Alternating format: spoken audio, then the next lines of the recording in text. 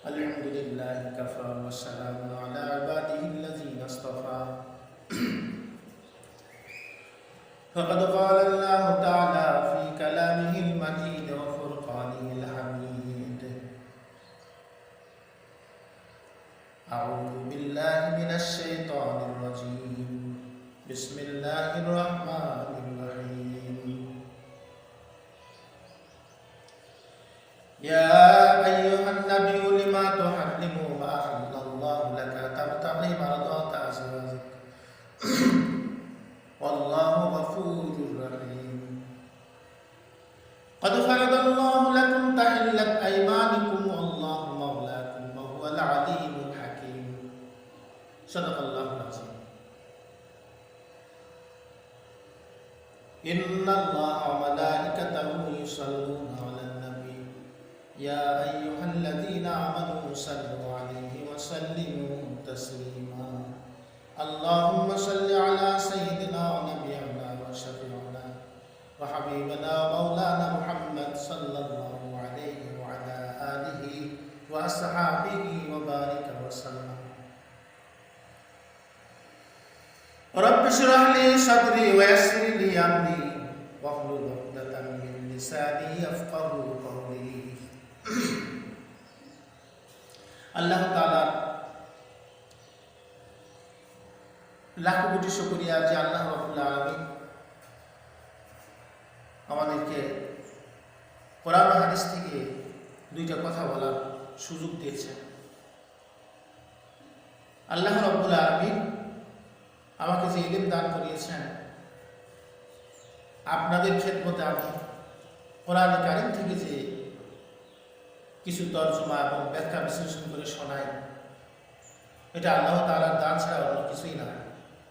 যেহেতু আল্লাহ রাব্বুল আলামিন দিয়েছেন যে হিসাবে পৃথিবীর আলো চোখে লাগে নাই, সেই সত্ত্বে আল্লাহ তাআলা আমাকে ইলম দান করেছেন, এটা একমাত্র আপনাদের দোয়া এবং আল্লাহ তাআলার অনুগ্রহ। ওই জন্য আমরা আল্লাহ রাব্বুল আলামিনের সামনে মহব্বতের সাথে শুকরিয়া আদায় করছি। আলহামদুলিল্লাহ।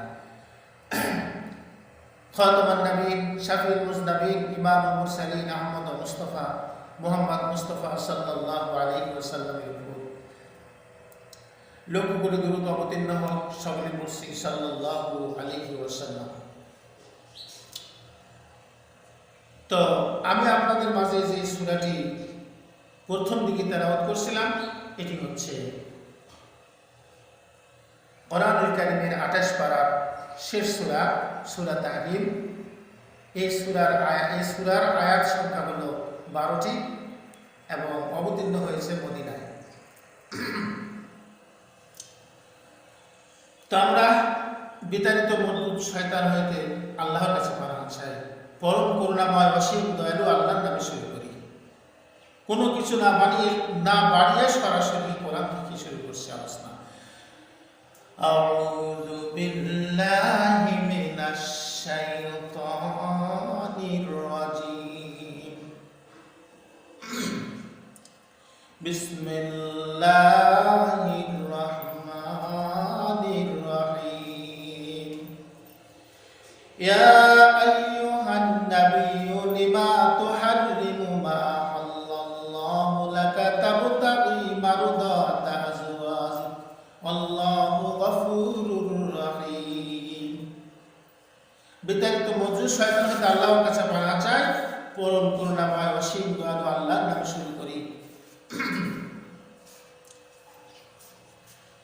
আল্লাহ রাব্বুল আলামিন বিশ্বনবীর উপরে আল্লাহ তাআলা এই আয়াতটি অবতীর্ণ করলেন। আল্লাহ পাক বলছেন, হে নবী, আল্লাহ আপনার জন্য যা হালাল করেছেন, আপনি আপনার স্ত্রীদেরকে খুশি করার জন্য নিজের জন্য তা হারাম করছেন কেন? আল্লাহ হচ্ছেন ক্ষমাশীল এবং পরম দয়ালু। আল্লাহ বলছেন, হে নবী, আল্লাহ আপনার জন্য যা হালাল করেছেন, আপনি আপনার স্ত্রীদেরকে খুশি করার জন্য নিজের জন্য তা হারাম করছেন কেন? আল্লাহ হচ্ছেন ক্ষমাশীল এবং পরম দয়ালু। তার মানে এই আয়াতটি অবতীর্ণ হওয়ার একটাই কারণ হলো আল্লাহ রাসূল সাল্লাল্লাহু আলাইহি ওয়াসাল্লাম তার একজন স্ত্রীর কাছে মধু খাওয়ার জন্য উনি একটা নির্ধারিত সময় উনি যেতেন। তার সেই স্ত্রীটির নাম ছিল জয়নব বিনতে জাহশ রাদিয়াল্লাহু তাআলা আনহা। তো উনি মধু খাওয়ার জন্য যেতেন। তখন ওই মাগার তার মানে হচ্ছে মধু খাইয়া যখন মধু খাওয়ার জন্য গেছেন, এদিকে হযরতে ওমর রাদিয়াল্লাহু তাআলা আনহুর মেয়ে হাফসা রাদিয়াল্লাহু তাআলা আনহা, আর এদিকে হযরত আবু বকর সিদ্দিক রাদিয়াল্লাহু তাআলা আনহুর মেয়ে হযরত আয়েশা সিদ্দিকা রাদিয়াল্লাহু তাআলা আনহা, আর হযরত ওমর ফারুকের মেয়ে হাফসা রাদিয়াল্লাহু তাআলা আনহা, এই দুইজন স্ত্রী ওরা বুদ্ধি করলো যে জয়নবের কাছে যে যায় সবসময়ের জন্য মধু খাওয়ার জন্য, কিন্তু আমরা এটা অন্যভাবে হুজুর সাল্লাল্লাহু আলাইহি ওয়াসাল্লামকে বুঝাই দেবো যাতে ওখানে যেন আর না যায়, বা যেভাবে যে কোনোভাবে হোক একটা মন্তব্য ওরা করলেন। অতঃপর হুজুরে পাক সাল্লাল্লাহু আলাইহি ওয়াসাল্লাম এসে হযরতে হাফসা রাদিয়াল্লাহু তাআলা আনহার কাছে দাঁড়ালেন। উনি বলছেন, আপনি কি মাগাফির খেয়েছেন? ওটা একটা মদ জাতীয় বা যেটাই হোক না কেন এরকম গন্ধ হচ্ছে, আমি গন্ধ পাচ্ছি, আপনি মাগাফির খেয়েছেন। আরেকজন বলে, আপনি হযরত আয়েশা বলছেন আপনি কি এই জিনিসটা খেয়েছেন? তখন বিশ্বনবী উনি বললেন, আমি আমার নিজের জন্য মধু খাওয়া হারাম করলাম। তখন আল্লাহ রাব্বুল আলামিন আয়াতটি অবতীর্ণ করলেন আর বললেন যে আপনি আল্লাহ আপনার জন্য যা হালাল করেছেন, আপনি আপনার স্ত্রীদেরকে খুশি করতে গিয়ে নিজের জন্য তা হারাম করছেন কেন, যেটা আল্লাহ আপনার জন্য হালাল করেছেন? তো আল্লাহ হচ্ছেন ক্ষমাশীল এবং পরম দয়ালু। তারপরে আল্লাহ বলছেন, قد فرض الله لكم تحلت أيمانكم والله مولاكم وهو العليم الحكيم। আল্লাহ রাব্বুল আলামিন বলেন, তিনি তোমাদের জন্য কসম থেকে লাভের উপায় নির্ধারণ করে দিয়েছেন। আল্লাহ হচ্ছেন তোমাদের মালিক, তিনি সর্বজ্ঞ প্রজ্ঞাময়। আল্লাহ হচ্ছেন তোমাদের মালিক, তিনি হচ্ছেন সর্বজ্ঞ প্রজ্ঞাময়। আল্লাহ একমাত্র মালিক, সব কিছুর মালিক হচ্ছেন আল্লাহ তাআলা, আর আল্লাহ হচ্ছেন সর্ববিষয়ে জ্ঞানী। তিনি আল্লাহ হচ্ছেন বিজ্ঞান। তারপরে আল্লাহ পাক বলছেন, ওয়াইযা আসারুন নাবিয়্যু ইলা বা'দি আজওয়াজি হাদিসা ফালাম্মা নাব্বা'ত বিহি ওয়া আযহারাহু আল্লাহু আলাইহি আররাফা বা'দাহু ওয়া আ'রাদা আন বা'দ ফালাম্মা নাব্বা বিহি ক্বালাত মান আনবাকা হাযা ক্বালা নাব্বানিয়াল আলিমুল খাবীর। যখন বিশ্বনবী সাল্লাল্লাহু আলাইহি ওয়াসাল্লাম তার একজন স্ত্রীর কাছে একটি কথা গোপনে বললেন, অতঃপর স্ত্রী যখন তা বলে দিলেন, আল্লাহ তাআলা নবীকে তা জানিয়ে দিলেন। অতঃপর নবী সেই বিষয়ে স্ত্রীকে কিছু বললেন এবং কিছু বললেন না। নবী যখন তা বললেন, তখন স্ত্রী বললেন, কে আপনাকে সম্পর্কে অবহিত করল? নবী বললেন, যিনি সর্বজ্ঞ অকিফাল, তিনি আমাকে অবহিত করেছেন। বিশ্বনবী সাল্লাল্লাহু আলাইহি ওয়াসাল্লাম একটি কথা গোপনে বলছিলেন তার একজন স্ত্রীকে। তখন একটি কথা গোপনে বলছিলেন, সেই কথাটি স্ত্রী রাখতে পারল না, আরেকজন স্ত্রীর কাছে প্রকাশ করে দিল। তো কি বলেছিলেন এই প্রসঙ্গে কিছু কি বলেছিলেন এই প্রসঙ্গে কিছু কথা রয়েছে। আবার কেউ কেউ বলেছে যে হযরত আবু বকর আয়েশার বাবা খলিফা হবে, অথবা আরো কিছু দ্বিমত পোষণ করছেন। তো যাই হোক, গোপন কথা আর কি। তখন যিনি অতঃপর নবী কি করলেন, এই গোপন কথাটি কিছু কিছু প্রকাশ করলেন এবং কিছু গোপনে রাখলেন। মানে সবটুকু বললেন না। তো তখনই স্ত্রীরা বুঝে ফেললো, বা যার কাছে বলা হলো সে বুঝে ফেললো যে কে আপনাকে এই সম্পর্কে অবহিত করলো। নবী বললেন যিনি সর্ব বিষয়ে জ্ঞানী, সব কিছু জানেন এবং সব কিছু যিনি দেখেন শোনেন, সে আমাকে অবহিত করছে বা জানিয়ে দিয়েছে। আল্লাহ রাব্বুল আলামিন তারপর আয়াতে বলছেন ইত্তাতুবা ইলাল্লাহি ফাকাদ সাগাত কুলুবুকুমা ওয়া ইন তাদহারু আলাইহি ফাইন্নাল্লাহা হুয়া মাওলাহু ওয়া জিবরিলু ওয়া সালিহুল মুমিনিন ওয়াল মালাইকাতু বা'দা যালিকা যহির। আল্লাহ রাব্বুল আলামিন বলছেন তোমাদের অন্তর অন্যায়ের দিকে ঝুঁকে পড়েছে বলে যদি তোমরা উভয় তওবা করো তবে ভালো কথা, আর যদি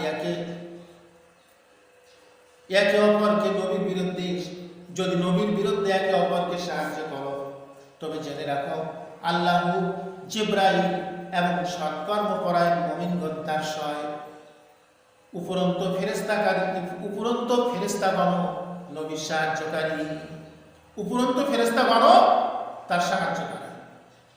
এখন আল্লাহ তাআলা এই যে গোপন কথাটি প্রকাশ, বা আল্লাহ পাক যে গোপন কথাটি নবীকে বলে দিলেন, স্ত্রীদের গোপন কথা যে আল্লাহ প্রকাশ করলেন, কিন্তু নবী যখন বললেন তখন তাদের মধ্যে একটা দ্বন্দ্ব সৃষ্টি হলো। তখন আল্লাহ তাআলা বললেন যে তোমাদের অন্তর অন্যায়ের দিকে ঝুঁকে পড়েছে, যদি উভয় তোমরা তওবা করো তবে কিন্তু খুবই ভালো, আর যদি নবীর বিরুদ্ধে একে অপরকে সাহায্য করো, নবীর বিরোধিতা করার জন্য যদি আরো উস্কানি দাও তবে জেনে রাখো আল্লাহ জিবরাইল সৎকর্মপরায়ণ মুমিনগণ তার সহায় এবং উপরন্ত ফেরেশতাগণ তার সাহায্যকারী।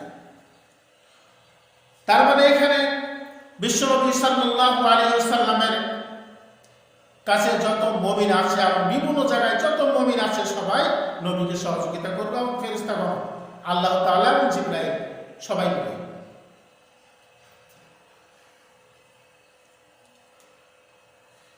ওয়াল মালাইকাতু বা'দা যালিকা যহির, এখানে বলা হচ্ছে উপরন্ত ফেরেশতাগণ নবীর সাহায্যকারী।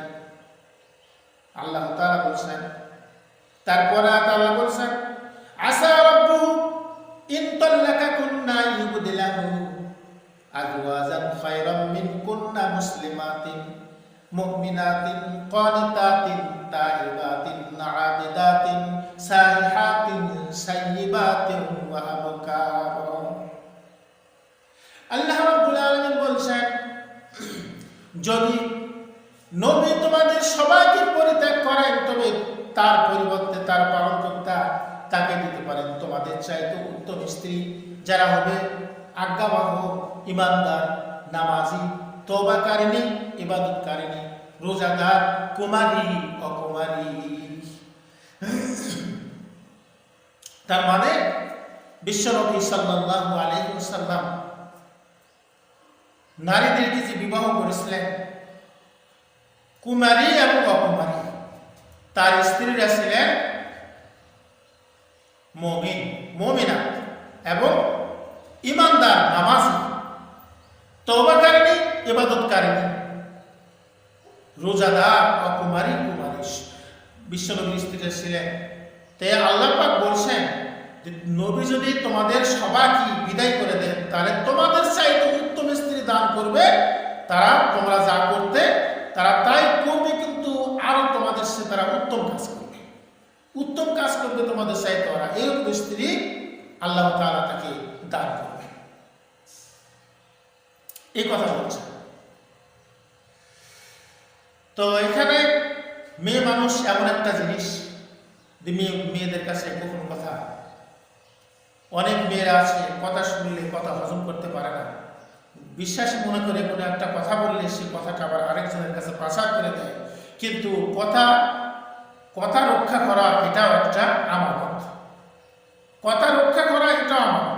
কেউ একজন বিশ্বাস করে বিশ্বাসী মনে করে কথা বললো কখনো কথা, সে কথাটা যদি প্রকাশ করে দেওয়া হয় তাহলে আমানতের, এটাও আমানতের খেয়ানত করা। তো যাই হোক না কেন, আল্লাহ রাব্বুল আলামিন পবিত্র কোরআনে ওই তার পরের আয়াত আল্লাহ পাক বলছেন, ইয়া আইয়ুহাল্লাযীনা আমানু কু আনফুসাকুম ওয়া আহলিকুম নার। আল্লাহ তাআলা বলেন, হে ঈমানদারগণ, তোমাদের নিজেদেরকে এবং তোমাদের পরিবার পরিজনকে সেই অগ্নি থেকে রক্ষা করো যার ইন্ধন হবে মানুষ এবং পাথর। জাহান্নামের ইন্ধন হবে, জাহান্নামের জ্বালানি হবে মানুষ এবং পাথর। তাই আল্লাহ বলেছেন, ওয়াকুদুহান নাসু ওয়াল হিজারাতু ইদ্দাতুল লিল কাফিরিন। যার ইন্ধন হবে মানুষ এবং পাথর, যা প্রস্তুত করা হয়েছে কাফেরদের জন্য। জাহান্নাম, আল্লাহ তাআলা তো জাহান্নাম বানিয়েছেন যারা কাফের তাদের জন্য। মুসলমান কেন জাহান্নামে যাবে? মুসলমানদেরকে জাহান্নামে যাওয়ার জন্য তো আল্লাহ তাআলা জাহান্নাম বানাইলেন। জাহান্নাম বানিয়েছেন আল্লাহ তাআলা কাদের জন্য? যারা কাফের তাদের জন্য আল্লাহ তাআলা জাহান্নাম বানিয়েছেন। এখন এখানে বলা হচ্ছে, ওয়াকুদুহান নাস ওয়াল হিজারাতু আলাইহা মালাইকাতুন গিলালুন শিদাদুন লা ইয়াসুনাল্লাহা মা আমারাহুম ওয়া ইয়াফআলুনা মা ইউমারুন। এবং সেখানে নিয়োজিত আছে পাষাণ হৃদয়, কঠোর স্বভাব ফেরেশতাগণ, এবং আল্লাহ তাদেরকে যা আদেশ করেন তারা তা কখনো অমান্য করে না, এবং তাদেরকে যা করতে বলা হয় তারা তাই করে। এই যে জাহান্নাম, যেখানে যার জ্বালানি হলো মানুষ এবং পাথর, সেখানে নিয়োজিত আছে পাষাণ হৃদয়, কঠোর স্বভাব ফেরেশতাগণ। তার মানে হলো এই জাহান্নামে যে সমস্ত ফেরেশতাগুলি আল্লাহ তাআলা নিয়োজিত রেখেছেন, সেই ফেরেশতাদের মনে কোনো মায়া মমতা নেই। তারা পাষাণ, তাদের হৃদয়টা হলো পাষাণ এবং তারা কঠোর স্বভাব আল্লাহ বলে দিয়েছেন। তবে তার কারণ হলো জাহান্নাম এমন একটা জায়গা যেখানে এই দুনিয়াতে যদি আগুনে হাত দেওয়া যায় তাহলে শুধু হাতটাই পুড়বে, কিন্তু কলিজা পর্যন্ত স্পর্শ করবে না। কিন্তু জাহান্নামের আগুন এমন যে আগুনে হাত দেওয়ার সাথে সাথে হাত পড়ার আগে সরাসরি কলিজার মধ্যে আগুন ধরে যাবে। ওই জন্য জাহান্নাম থেকে আপনারা নিজেরাও জাহান্নাম থেকে বাঁচুন, এবং আমরা নিজেরা জাহান্নাম থেকে বাঁচি এবং আমাদের পরিবার পরিজনকে সেই জাহান্নাম থেকে রক্ষা করি, সে অগ্নি থেকে। এখানে বলা হচ্ছে যার ইন্ধন হবে মানুষ এবং পাথর। হযরত মুসা আলাইহিস সালাম একদিন আল্লাহ রাব্বুল আলামিনের সাথে কথা বলার জন্য দূর পাহাড়ের উদ্দেশ্যে রওনা হলেন। কিন্তু পথের মধ্যে দেখেই কান্নার আওয়াজ পাওয়া যায়। মুসা আলাইহিস সালাম তাকাচ্ছেন, কে কাঁদে? দেখে পাথরের ভিতর থেকে কান্নার আওয়াজ বের হচ্ছে। পাথরের ভিতর থেকে কান্নার আওয়াজ বের হচ্ছে। মুসা আলাইহিস সালাম জিজ্ঞাসা করলেন, পাথর কাঁদো কেন? পাথর বলল, আমি জাহান্নামের ভয়ে কাঁদি। আপনি কোথায় যাচ্ছেন? বলে, আমি আল্লাহর সাথে কথা বলার জন্য যাচ্ছি। বলে, হুজুর আল্লাহর সাথে কথা বলার জন্য যাচ্ছেন? আপনি আল্লাহর সাথে কথা বলার পর আমার কথা আপনি আল্লাহর কাছে জিজ্ঞাসা করবেন, আল্লাহ তাআলা আমার কান্না মঞ্জুর করছেন কিনা। হযরত মুসা আলাইহিস সালাম বলে, আচ্ছা ঠিক আছে, অবশ্যই বলবো। হযরত মুসা আলাইহিস সালাম আল্লাহর কাছে উপস্থিত হলেন তুর পাহাড়ে। কথাগুলি বলার সময় তার যা কিছু কথা ছিল সব কিছু বলার পরে আল্লাহ তাআলাকে হযরত মুসা আলাইহিস সালাম বললেন, আল্লাহ, আমি যখন আপনার সাথে কথা বলার জন্য, সাক্ষাতের জন্য আসতেছিলাম, তখন পথের মধ্যে দেখি পাথর কাঁদে। আল্লাহ গো, আপনি কি এই পাথরের কান্না মঞ্জুর করেছেন? পাথরকে কি জাহান্নামে জ্বালাবেন না? আপনি কি তার কান্না মঞ্জুর করছেন কিনা, মঞ্জুর করা যায় কিনা? আল্লাহ রাব্বুল আলামিন বললেন, আমি পাথরের কান্না মঞ্জুর করেছি, পাথরকে জাহান্নামে জ্বালাবো না। কথা শেষ করার পর মুসা আলাইহিস সালাম আবার তার গন্তব্য স্থানে চলে আসতেছেন। আসার পথে দেখে আবার পাথর কাঁদে। তখন পাথরের সামনে যখন এসে দাঁড়ায়, তখন পাথর বলে, হুজুর, আল্লাহ কি আমার কান্না মঞ্জুর করেছেন? বলে, হ্যাঁ, আমি বলেছি আল্লাহ রাব্বুল আলামিন তোমার কান্না মঞ্জুর করছেন, তোমাকে আর জাহান্নামের আগুনে জ্বালাবেন না। মুসার এই কথা শোনার পরে পাথরের কান্না বন্ধ হয়ে যায়। কিন্তু মুসা আলাইহিস সালাম আবার আল্লাহ পাকের সাথে দেখা করার জন্য আবার যাচ্ছেন। পথের মধ্যে দেখে আবারও পাথর কাঁদে। পাথরকে জিজ্ঞাসা করছে, পাথর কাঁদো কেন? তোমার কান্না তো আল্লাহ মঞ্জুর করেছেন, তোমাকে জাহান্নামে ফেলাবেন না।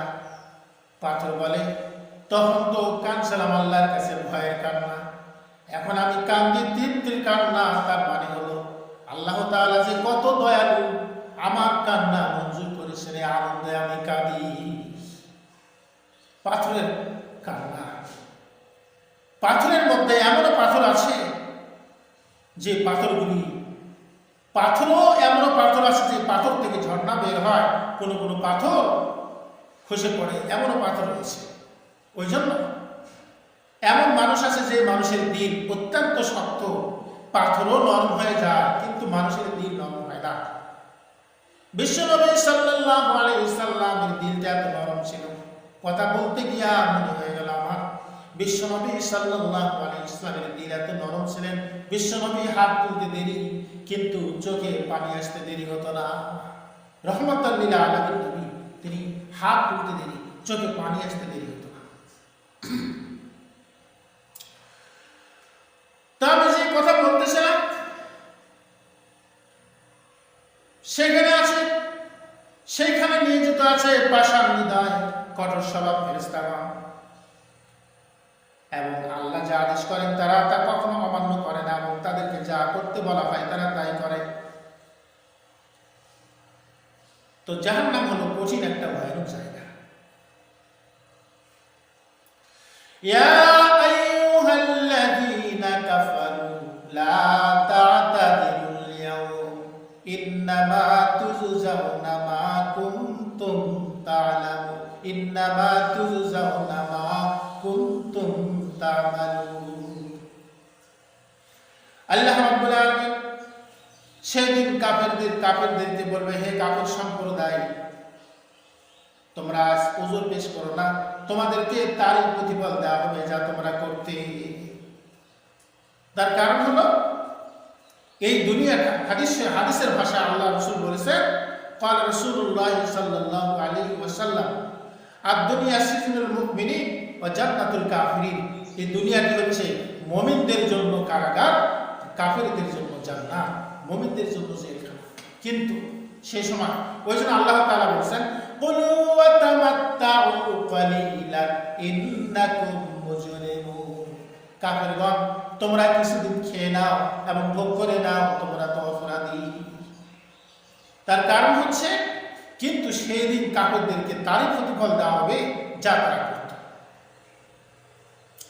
আল্লাহ রাব্বুল আলামিন মুমিনদের জন্য বলেছেন, ইয়া আইয়ুহাল্লাযীনা আমানু তুবু ইলাল্লাহি তাওবাতান নাসুহা। আল্লাহ পাক বলেছেন, হে মুমিনগণ, হে ইমানদারগণ, তোমরা আল্লাহর কাছে তওবা করো, আন্তরিক তওবা। আশা করা যায় তোমাদের পালনকর্তা তোমাদের মন্দ কর্মসমূহ মোচন করে দেবে। আল্লাহর কাছে তওবা করতে হবে, আন্তরিক তওবা। আশা করা যায় তোমাদের পালনকর্তা তোমাদের মন্দ কর্মসমূহ মোচন করে দেবে। কিন্তু তওবা কিভাবে করতে হবে? তওবা কিভাবে করা যায়? আল্লাহ রাব্বুল আলামিন সূরা নিসার 17 নম্বর আয়াতে করেন আল্লাহ ঘোষণা। আল্লাহ তাআলা বলেছেন, ইন্নামাত তাওবাতু আলাল্লাহি লিল্লাযীনা ইয়া'মালুনা আস-সুআ বিজাহালাতিন সুম্মা ইয়াতুবুনা মিন করিবিন ফাউলাইকা ইয়াতুবুল্লাহু আলাইহিম ওয়া কানা আল্লাহু আলীমান হাকীমা। আল্লাহ তাআলা বলেন, আল্লাহ রাব্বুল আলামিন বলেন, অবশ্যই তিনি তাদের তওবা কবুল করবেন যারা ভুলবশত মন্দ কাজ করে এবং অনতিবিলম্বে তওবা করে। আল্লাহ সেই সমস্ত লোকদের তওবা কবুল করবেন, অবশ্যই তাদের তওবা কবুল করবেন যারা ভুলবশত মন্দ কাজ করে অথবা বুঝতে পেরেছে এটা আমার ভুল হয়েছে, সঙ্গে সঙ্গে তওবা করে নিয়েছে। আল্লাহ তাদের তওবা কবুল করেন। আর তারাই সেই সব লোক যাদেরকে আল্লাহ তাআলা ক্ষমা করে দেন। আল্লাহ সর্ববিষয় জ্ঞানী, আল্লাহ হচ্ছে মহাজ্ঞানী এবং রহস্যবিদ। আল্লাহ সব বিষয়ে জ্ঞানী এবং আল্লাহ হচ্ছে মহাজ্ঞানী এবং রহস্যবিদ। কিন্তু আল্লাহ রাব্বুল আলামিন তারপর আয়াতে বলছেন, 18 নম্বর আয়াতে আল্লাহ তাআলা করেন ঘোষণা, ওয়ালাইসাতিত তাওবাতু লিল্লাযীনা ইয়া'মালুনা আস-সাইয়্যাআতি হাত্তা ইযা হাদারা আহদাহুমুল মাউতু ক্বালা ইন্নী তুবতুল আনা ওয়ালাল্লাযীনা ইয়ামুতুনা ওয়া হুম কুফফার উলাইকা আ'তাদনা লাহুম আযাবান আলীমা। এমন লোকদের জন্য কোনো ক্ষমা নেই যারা মন্দ কাজ করতে থাকে অথবা যখন তাদের কারো মাথার উপরে মৃত্যু উপস্থিত হয় তখন বলতে থাকে আমি এখন তওবা করছি, কিন্তু তওবা নাই তাদের জন্য যারা কুফরি অবস্থায় মৃত্যুবরণ করে। তওবা নাই তাদের জন্য যারা কুফরি অবস্থায় মৃত্যুবরণ করে। আল্লাহ তাআলা বলেন, আমি তাদের জন্য যন্ত্রণাদায়ক শাস্তি প্রস্তুত করে রেখেছি। কিন্তু এমন লোকদের জন্য কোনো ক্ষমা নাই যারা মন্দ কাজ করতে থাকে। কিন্তু আমাদের মধ্যে কিছু আলেম, আমাদের মধ্যে আমি জানি না, বিশেষ করে কিন্তু কওমি মাদ্রাসার কিছু আলেম দেখছি আমি, বিশেষ করে কিন্তু কওমি সম্প্রদায়ের কিছু আলেম দেখছি, তারা মসজিদের ভিতরে ইমামতি করে। আমি নিজে শুনেছি, আল্লাহর কসম করে বলি, আমি নিজে শুনেছি এবং দেখছি বা নিজে শুনেছি। তারা বলে কি, আল্লাহ আমরা গুনাহ করতে ভালোবাসি, তুমি মাফ করতে ভালোবাসো। আমি তাদের কথার ভাষা আজও আমার মাথায় খায়, আমি বুঝতে পারি না যে তারা কেন এই কথা বলে। তার মানে তাদের কথার ধরনে বোঝা যায় তারা আবার গুনাহ করে, আবার আল্লাহর কাছে তওবা করে, আবার গুনাহ করে। ওরা তো মাদ্রাসায় ছাত্রদেরকে পড়ায়, তো সেখানে আবার কি গুনাহ করে আমি বুঝতে পারি না। সেটা যারা আমার নসিহত শুনবেন আপনারাই মাথার ব্রেনের মধ্যে আইডিয়া করে নেবেন যে তারা আসলে মাদ্রাসার ভিতরে তারা কি গুনাহ করে। ছাত্রদেরকে পড়াতে গিয়া ওরা গুনাহটা কি করে, যার কারণে তারা বলে আল্লাহ আমরা গুনাহ করতে ভালোবাসি, তুমি মাফ করতে ভালোবাসো, গুনাহ করতে ভালোবাসি, তুমি মাফ করতে ভালোবাসো। শয়তানের বাচ্চা। তার কারণ বুঝতে হবে আয়াতটাকে তারা পড়ে না। এই 18 নম্বর আয়াতটা কি তাদের মুখস্থ নেই? তাদের ওস্তাদরা কি তাদেরকে পড়ায় নাই? তারা গ্রামার পড়ে না?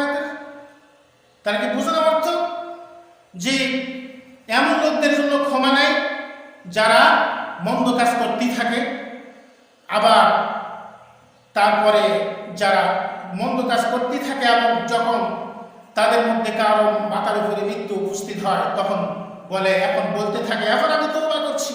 কিন্তু আল্লাহ বলছে তওবা নাই তাদের জন্য যারা কুফরি অবস্থায় মৃত্যুবরণ করে। আমি তাদের জন্য যন্ত্রণাদায়ক শাস্তি প্রস্তুত করে রেখেছি। তাহলে তারা কোন সাহসে বলে যে হে আল্লাহ আমি গুনাহ করতে ভালোবাসি, তুমি মাফ করতে ভালোবাসো? কি আমি কিছু বুঝতে পারছি না। যাই হোক, আল্লাহর কাছে তওবা করতে হবে আন্তরিকভাবে, এমন তওবা করতে হবে আর জীবনও কোনোদিন আল্লাহ গুনাহ করব না। কিন্তু তওবা করে যদি আবার গুনাহ করা হয়, আল্লাহর কাছে বলা হচ্ছে আল্লাহ আমি আর কোনোদিন গুনাহ করব না। আবার যদি গুনাহ করা হয় তবে কি হবে জানেন? তাহলে হবে কি, তাহলে আল্লাহর সাথে মুনাফিকি করা হবে। আমরা যখন বেতের নামাজটা পড়ি, আল্লাহর কাছে আমরা গুনাহ মাফ চাই, মেলা কিছু মাফ চাওয়ার জায়গা আছে, আল্লাহর কাছে গুনাহ মাফ চাই। আমরা বলি অত দূর পর্যন্ত আমি যাব না, যেহেতু এটা সংক্ষিপ্ত তাফসীর আমি পড়ছি আপনাদের মাঝে। আল্লাহ তাআলা বলছেন যে বিষয়ে আলোচনা করতেছিলাম যে এমন লোকদের জন্য কোনো ক্ষমা নাই যারা বারবার মন্দ কাজ করতে থাকে, যারা মন্দ কাজ করতে থাকে তাদের জন্য কোনো ক্ষমা নেই। কিন্তু আমরা কি বলি, নামাজ পড়তে যাই, বেতের নামাজে তৃতীয় রাকাতে আমরা একটা সূরা পড়িয়া কান ধরে তারপরে বলি কি, আল্লাহুম্মা ইন্না নাস্তাঈনুকা ওয়া নাস্তাগফিরুকা ওয়া নু'মিনু বিকা ওয়া নাতাওয়াক্কালু আলাইকা ওয়া নুসনি আলাইকা আল-খায়র ওয়া নাশকুরুকা ওয়া লা নাকফুরুকা ওয়া নাখলা ওয়া নাতিরুকু মা ইয়াকুযুকা আল্লাহুম্মা ইyyaka না'বুদু ওয়া লাকা নুসাল্লি। আমরা বলি, হে আল্লাহ, আমি তোমার কাছে সাহায্য চাইতেছি, আল্লাহ আমি তোমার কাছে ক্ষমা চাই, অনেক গুনাহ করেছি, আল্লাহ আমার গুনাহ মাফ করিয়া দাও। অনুবিকা আল্লাহ তোমার উপরে ঈমান এনেছি, ওয়া নাতাওয়াক্কালু আলাইহি, আল্লাহ তোমার আমি ওয়া নাতাওয়াক্কালু আলাইহি, আল্লাহ আমি তোমার প্রশংসা করতেছি এবং তোমার উপরে ভরসা করছি, ওয়া নাতাওয়াক্কালু আলাইহি ওয়া নুসনি আলাইকা আল-খায়র, আল্লাহ আমি তো সমস্ত কল্যাণের সাথে তোমার উপরে ভরসা করছি। হ্যাঁ, তাহলে এখানে আমরা বলছি ওয়া নাতাওয়াক্কালু আলাইকা ওয়া নুসনি আলাইকা আল-খায়র, সমস্ত কল্যাণের সাথে তোমার শুকর আদায় করি, ওয়া নাশকুরুকা, আল্লাহ আমি তোমার শুকর আদায় করি, ওয়া লা নাকফুরুকা, আল্লাহ আমি তো তোমার হুকুমের বাইরে কোনো কুফরি করি না, ওয়া নাখলা ওয়া নাতিরুকু মা ইয়াকুযুকা, আল্লাহ আমি ওয়াদা করতেছি তোমার সাথে যারা দুশমনি করে, তোমার হুকুমকে যারা অমান্য করে তাদের সাথে আমার কোনো সম্পর্ক নাই। আল্লাহুম্মা ইyyaka না'বুদু ওয়া লাকা নুসাল্লি, আল্লাহ আমি তোমার ইবাদত করি।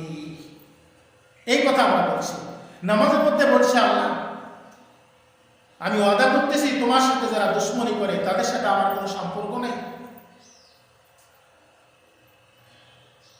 তাহলে বলি আর বলছে আল্লাহ তোমার ইবাদত করি, তুমি ছাড়া আমি কার ইবাদত করি না। ওয়া নাসজুদু ইলাইকা নাসআ, আল্লাহ আমি একমাত্র তোমাকে সিজদা করে, আমার চেষ্টা সাধনা সব তোমার জন্য। ওয়া নাহফিদু ওয়া নারজু রাহমাতাকা ওয়া নাখশা, আল্লাহ আমি কষ্ট করি এবং তোমার রহমতের আশা করি। ওয়া নাখশা আযাবাকা, আল্লাহ আমি তোমার আযাবের ভয় করতেছি। ইন্না আযাবাকা বিল কুফফার মুলহিক, আল্লাহ তুমি আমাকে আযাব থেকে বাঁচাইয়া দাও। এই কথা আমরা নামাজের মধ্যে বলছি, কিন্তু তারপরে কি আমরা গুনাহ করতে ভালোবাসি আর তুমি মাফ করতে ভালোবাসো। এই কথাটা কোন সাহসে বলা হয়? বারবার যারা ইমামতি করেন, নামাজ পড়ছেন আর বলছেন আল্লাহ তোমার হুকুমের বাইরে আমি কোনো কুফরি করি না, কিন্তু করেন কি? মসজিদ থেকে বের হয়ে আসার পর মসজিদের ভিতরে কান ধরে তওবা করা হয় একরকম, বের হয়ে আবার মন হয়ে যায় আরেক রকম, বলেন আল্লাহ তোমার ইবাদত করি, এই কথা বলছেন। আর মসজিদ থেকে বের হয়ে আসার পর মানুষের জমিনের আইল ঠেলছেন, খাদ্যে ভেজাল দিচ্ছেন, মানুষের জমিনের আইল ঠেললেন, আর সতীত্ব ইবাদত করতে পারছেন না, নম্বরগিরি করেন আর বলে আল্লাহ আমি তোমার ইবাদত করি।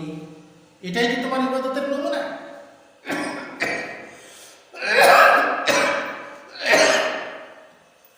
তার কারণ হচ্ছে কি, ওই যে বললাম আমি একমাত্র তোমাকে সিজদা করে আমার চেষ্টা সাধনা সব তোমার জন্য নিবেদিত যাব। আমি তোমার আযাবের ভয় করতেছি আল্লাহ, আমি কষ্ট করি, তোমার রহমতের আশা করছি, আমি তোমার আযাবের ভয় করতেছি আল্লাহ তুমি আমাকে আযাব থেকে বাঁচাইয়া দিও। কথা বলি আমরা তওবা করতে হবে কিরকম? আসা রাব্বুকুম আইয়ুকাফিরা আনকুম সাইয়্যাতিকুম ওয়া ইউদখিলাকুম জান্নাতিন তাজরি মিন তাহতিহাল আনহার। আল্লাহ রাব্বুল আলামিন বলছেন যে আল্লাহ পাক বলছেন তোমরা আল্লাহর কাছে তওবা করো, আন্তরিক তওবা আশা করা যায় তোমাদের পালনকর্তা তোমাদের মন্দ কর্মসমূহ মোচন করে দেবেন এবং তোমাদেরকে জান্নাতে দাখিল করবেন যার তলদেশে নদী প্রবাহিত। জান্নাতে দাখিল করবেন যার তলদেশে নদী প্রবাহিত। নদী জান্নাতের মধ্যে তো 4টি নদী আছে, দুধের নদী, মধুর নদী, দুধের নদী, সুস্বাদু শরাবের নদী। জান্নাতের জন্য জান্নাতের ভিতরে যে 4টি নদী আছে সেই নদীর আলোচনা আমি অন্য সূরার মধ্যে করছি। তার কারণ পানির নহর, দুধের নহর, পানকারীদের জন্য সুস্বাদু শরাবের নহর, পরিশুদ্ধ মধুর নহর, এই 4টি নদী থাকবে জান্নাতের ভিতরে। এই আলোচনা আমি এর আগে করছি, আপনারা জিনিসগুলো দেখে নেবেন। তো যাই হোক, এখন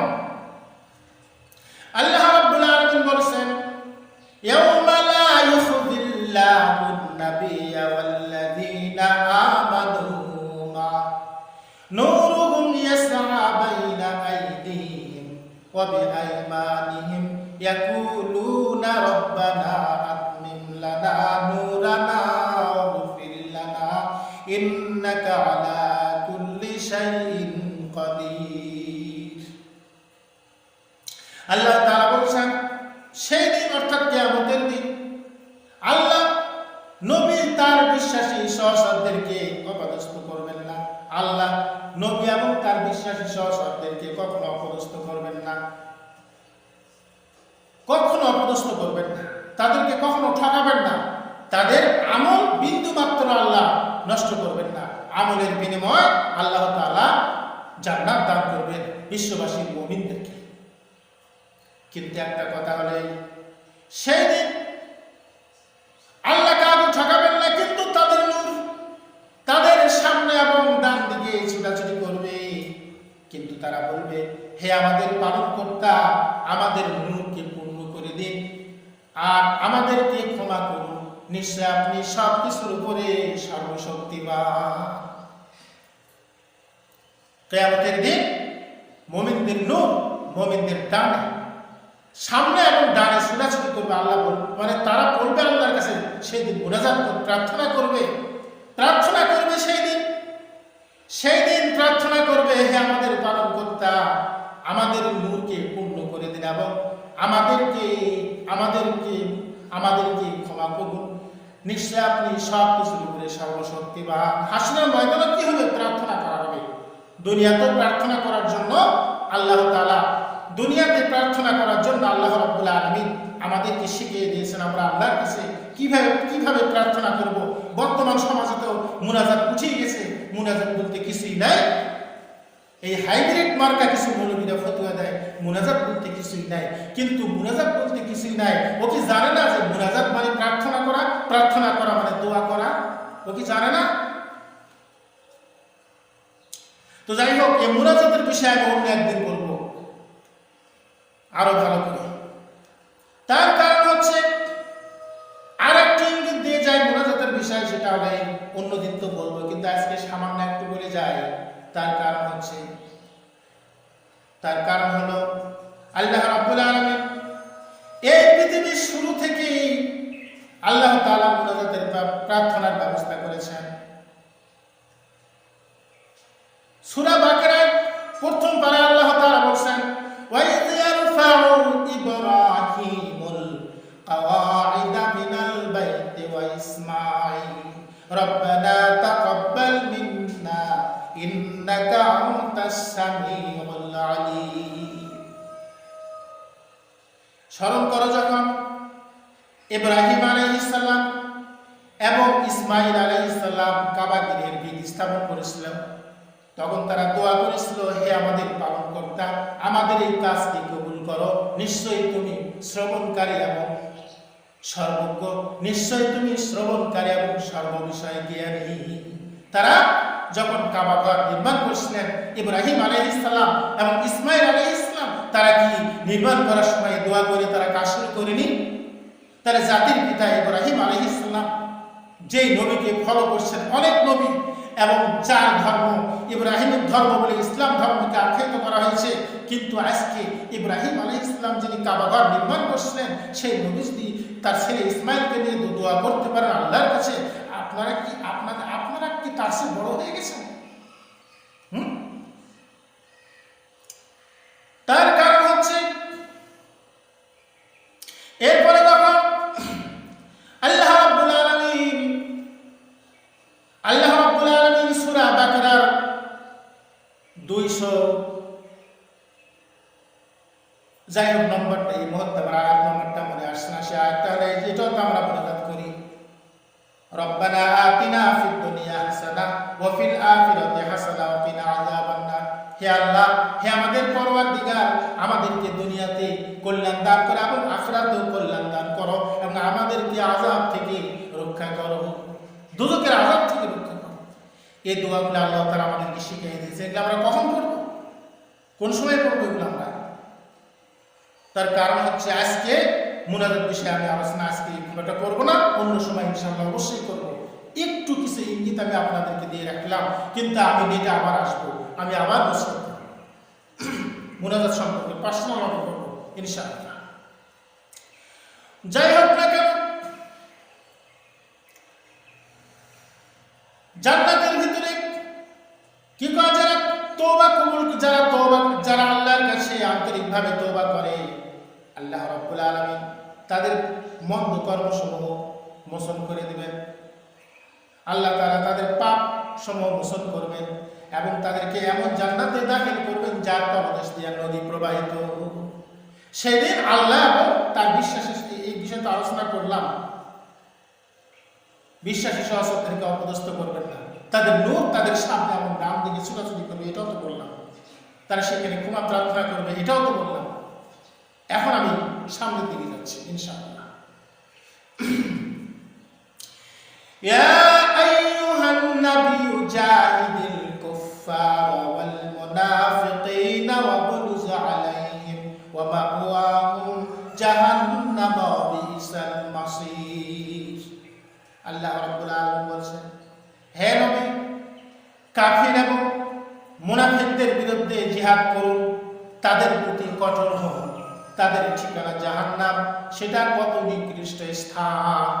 কাফের মুনাফিকদের বিরুদ্ধে জিহাদ করুন, তাদের প্রতি কঠোর হন, তাদের ঠিকানা জাহান্নাম, সেটা কত নিকৃষ্ট স্থান আল্লাহ বলছেন। তার কারণ হলো কাফের ও মুনাফিকদের বিরুদ্ধে আল্লাহ রাব্বুল আলামিন জিহাদ করতে বলেছেন। জিহাদ কিরকম? আল্লাহ পাক জিহাদ করলে কি লাভ? আল্লাহ পাক রব্বুল আলামিন বলেছেন সূরা সফফাতের 4 নম্বর আয়াতে আল্লাহ করেন ঘোষণা, সূরা সফফাত নয়, তাই সূরা মুনতাহিনা পড়ে আল্লাহ রাব্বুল আলামিন বলেছেন, ইন্নাল্লাহা ইউহিব্বুল্লাযীনা ইউকাতিলুনা ফী সাবিলিহি সাফফান কাআন্নাহুম বুনয়ানুম মারসুস। আল্লাহ রাব্বুল আলামিন বলেন, আল্লাহ তাদেরকে ভালোবাসেন যারা তার পথে সারিবদ্ধভাবে লড়াই করে, যেন তারা সীসা গলানো প্রাচীর। আল্লাহর পথে লড়াই করতে হবে সারিবদ্ধভাবে, যেন তারা সীসা গলানো প্রাচীর। আল্লাহর পথে লড়াই করতে হবে কিভাবে? নিজেকে মনে করতে হবে আমি আমার পার্থিব জীবনকে আল্লাহর কাছে বিক্রি করে দিয়েছি আখিরাতের বিনিময়ে, এরকম ধ্যান ধারণা করতে হবে। আল্লাহ তাআলা পবিত্র কোরআনে বলছেন, সূরা নিসার ভিতরে আল্লাহ বলছেন, ফালইউকাতিল ফী সাবিলিল্লাহিল্লাযীনা ইয়াশরুনাল হায়াতাদ দুনিয়া বিল আখিরাতি ওয়া মান ইউকাতিল ফী সাবিলিল্লাহি ফায়াকতাল আও ইয়াগলিব ফাসাওফা নু'তিহি আজরান আযীমা। আল্লাহ রাব্বুল আলামিন বলেছেন, যারা আল্লাহর কাছে পার্থিব জীবনকে আখিরাতের পরিবর্তে বিক্রি করে দেয়, তাদের জিহাদ করাই কর্তব্য। বস্তুত যারা আল্লাহর রাহে লড়াই করে অথবা মৃত্যুবরণ করে কিংবা বিজয় অর্জন করে, আল্লাহ তাআলা বলেন আমি তাদেরকে মহাপুণ্য দান করব। মহান সওয়াব আল্লাহ তাআলা তাদেরকে হাসরের ময়দানে দান করবেন এবং তাদেরকে মহা সম্মানিত হিসেবে আল্লাহ তাদেরকে অনেক সম্মান দিবেন আল্লাহ তাআলা হাসরের ময়দানে। তাই জন্য আল্লাহ রাব্বুল আলামিন তার পরের আয়াতে বলছেন, সূরা নিসার ভিতরে যে আয়াত পড়লাম তার পরের আয়াতে আল্লাহ বলছেন, ওয়ামা লাকুম লা তুকাতিলুনা ফি সাবিলিল্লাহি ওয়াল মুস্তাদআফিনা মিনার রিজালি ওয়াল নিসাই ওয়াল বিলদানিল্লাযীনা ইয়াকুলুনা রাব্বানা আখরিজনা মিন হাযিহিল ক্বরয়াতিল যালিমি واجعل لنا من لدنك وليا واجعل لنا من لدنك نصيرا। আল্লাহ তাআলা বলেন, তাদের কি হলো যে তারা আল্লাহর রাহে লড়াই করছে না। দুর্বল সেই পুরুষ ও নারী ও শিশুদের পক্ষে যারা বলে, হে আমাদের পালনকর্তা, আমাদেরকে জনপদ থেকে নিষ্কৃতি দান করো, এখানকার অধিবাসীরা যে অত্যাচারী, এবং তোমার পক্ষ থেকে আমাদের জন্য পক্ষ অবলম্বনকারী নির্ধারণ করে দাও, এবং তোমার পক্ষ থেকে আমাদের জন্য সাহায্যকারী নির্ধারণ করে দাও। এই কথা আল্লাহ তাআলা আমাদেরকে শিখিয়ে দিয়েছেন, আমরা এই কথা বলব। শুধু কি তাই, আল্লাহ রাব্বুল আলামিন এই কথা আমাদেরকে সুন্দর করে বুঝিয়েছেন। আল্লাহ তাআলা বলেছেন, আল্লাযীনা আমানু ইকাতিলুনা ফি সাবিলিল্লাহ ওয়াল্লাযীনা কাফারু ইকাতিলুনা ফি সাবিলিত তাগুত ফাকাতিলু আউলিয়া আশ-শাইতানি ইন্না কাইদাশ শাইতানি কানা দাঈফা। আল্লাহ তাআলা বলেন, যারা ইমানদার তারা যে লড়াই করে আল্লাহর রাহে, পক্ষান্তরে যারা কাফির তারা যে লড়াই করে শয়তানের পক্ষে। তার মানে যারা ইমানদার তারা জিহাদ করে আল্লাহর রাহে, পক্ষান্তরে যারা কাফের তারা যে লড়াই করে শয়তানের পক্ষে। সুতরাং তোমরা লড়াই করতে থাকো বা তোমরা জিহাদ করতে থাকো শয়তানের পক্ষ অবলম্বনকারীদের বিরুদ্ধে। আল্লাহ বলছেন, এই আয়াত দ্বারা আমরা বুঝতে পারলাম যারা ঈমানদার তারা যে লড়াই করে আল্লাহর রাহে, পক্ষান্তরে যারা কাফির তারা লড়াই করে শয়তানের পক্ষে।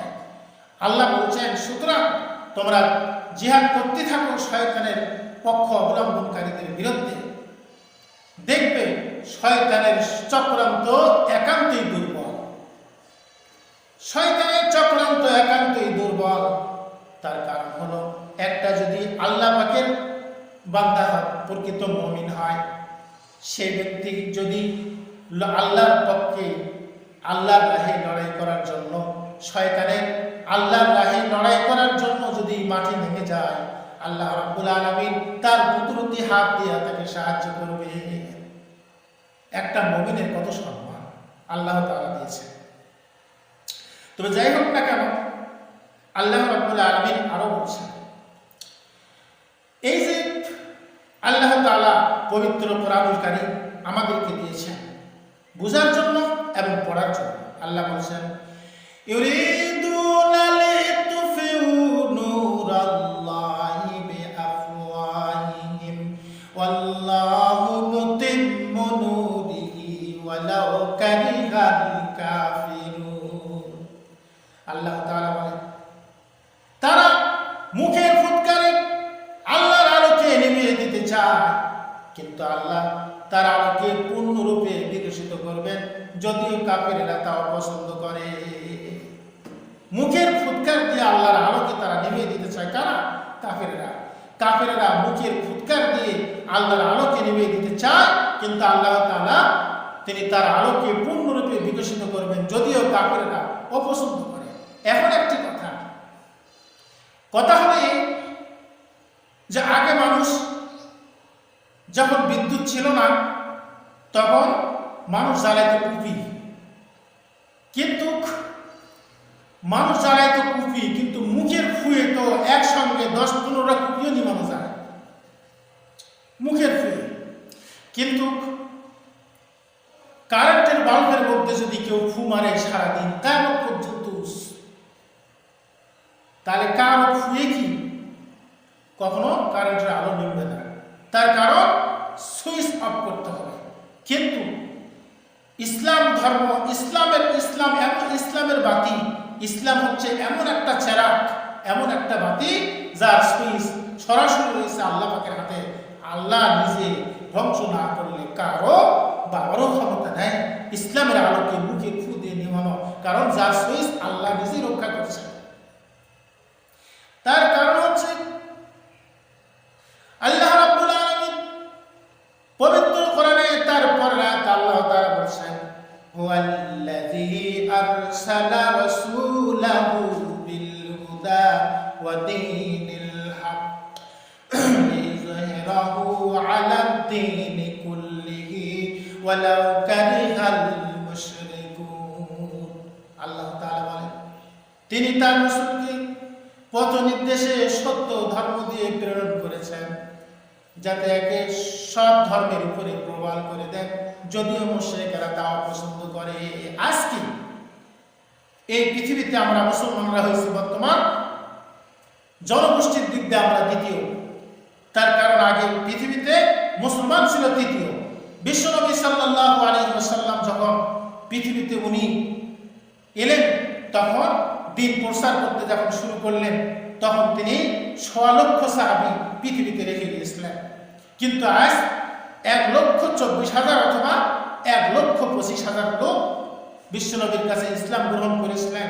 তাদেরকে রেখে বিশ্বনবী পৃথিবী থেকে চলে গেলেন। আজ এখন বর্তমান এই পৃথিবীতে যত মানুষ রয়েছে, সবচেয়ে খ্রিস্টান ধর্ম হলো সবচেয়ে বেশি। খ্রিস্টান ধর্ম অনুসারী হলো 250 কোটি।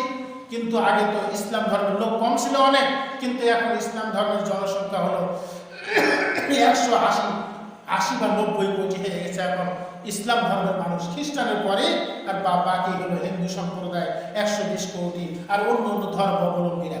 কিন্তু আমরা আজ থেকে নিয়ে 50 সালের মধ্যে খ্রিস্টানকে এড়িয়ে মুসলমান চলে যাবে জনসংখ্যার দিক দিয়ে ইনশাআল্লাহ।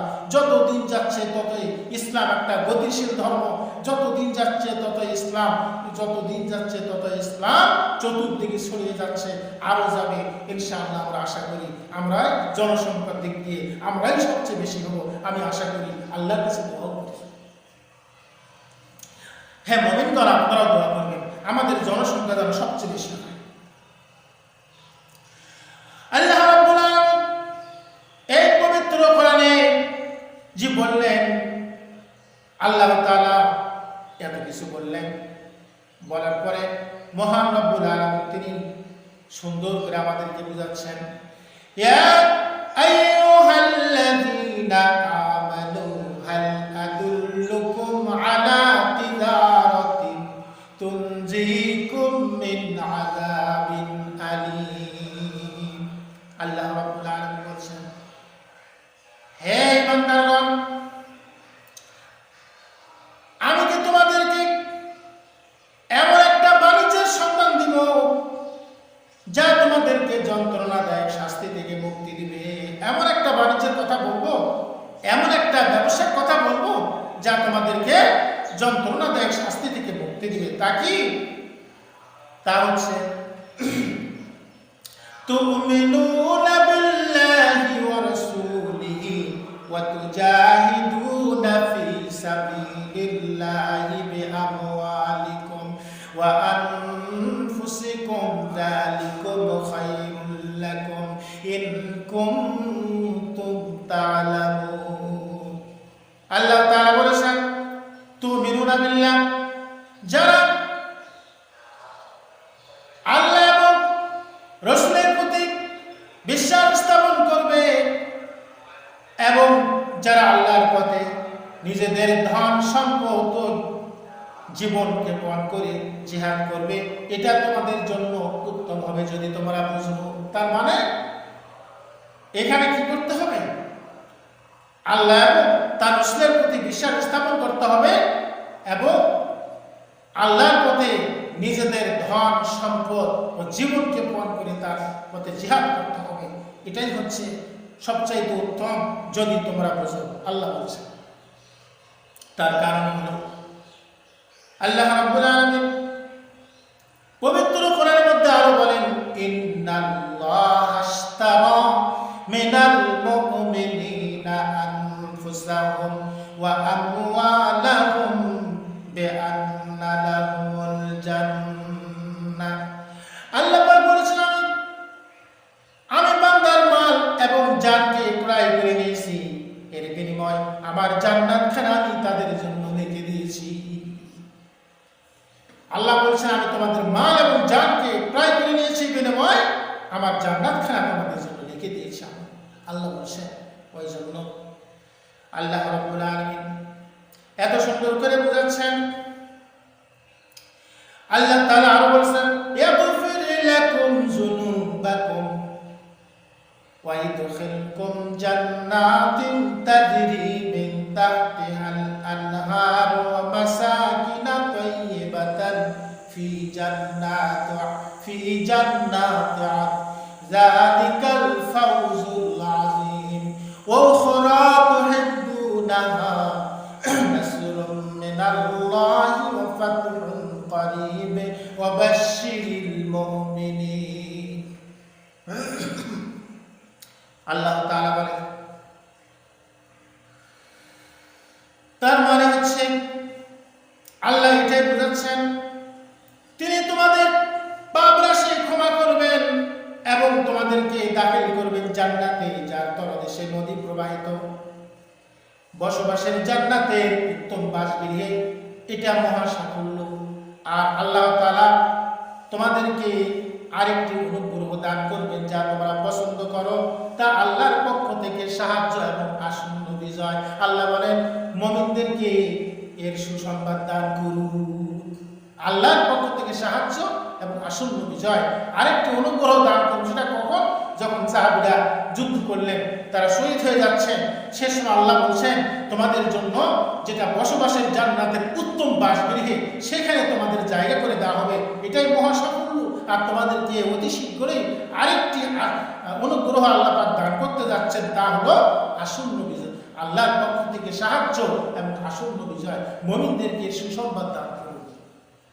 আল্লাহ কি করলেন? সাহাবীদেরকে সেই সুসংবাদ আগে দিয়ে দিয়েছিলেন। পরে কিন্তু বিশ্বনবী সাহাবীদেরকে নিয়ে যুদ্ধ করে কাফেরদের, মানে সাহাবীরা কাফেরদের সাথে যুদ্ধ করে বিপুল পরিমাণ তারা